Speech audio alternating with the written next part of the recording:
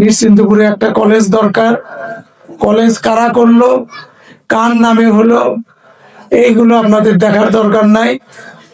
যারা কলেজ করবে, কলেজ কর্তৃপক্ষ তারা সবার সহযোগিতা নেবে, সবাইকে নিয়ে পরামর্শমূলক ভাবে এই কলেজটা যাতে সুন্দর একটা কলেজ হয়।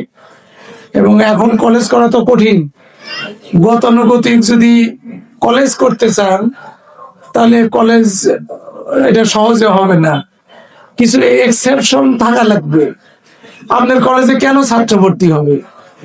আপনার অনেক কলেজ আছে, নাটোরপাড়া অনেক ভালো কলেজ, ফরহাদ উদ্দিন কলেজও অনেক ভালো, যদিও তাদের একটু সুযোগ সুবিধা বেশি, পরীক্ষার সময় সুযোগ পায় আর কি, নকলের সুযোগ সুবিধা বেশি। সেটা বিগত সরকারের আমলে ছিল, আমার সরকারের আমলে সেটা নাই, সেটা থাকবেও না। ওই সুযোগের কারণে ওইখানে ছাত্র পরীক্ষা দেয় 1000 1500, এই সুযোগ গত পরীক্ষার থেকে নাই, আরো থাকবে না। তারপরও একটা প্রতিষ্ঠিত কলেজ, সেখানে ছাত্র সহজেই ভর্তি হয়।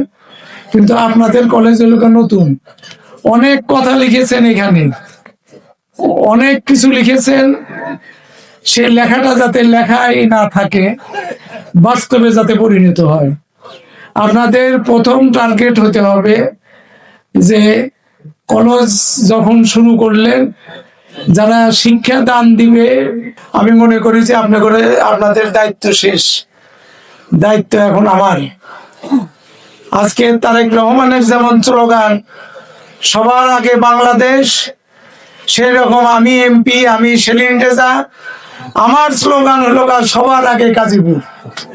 আমি গাজীপুরটাকে অন্য জায়গায় নিয়ে যেতে চাই, গাজীপুরটাকে অন্য পরিবেশে নিয়ে যেতে চাই, এবং গাজীপুর যেন বাংলাদেশের মধ্যে একটি আস্থার জায়গা হয়, নির্ভরতার জায়গা হয়।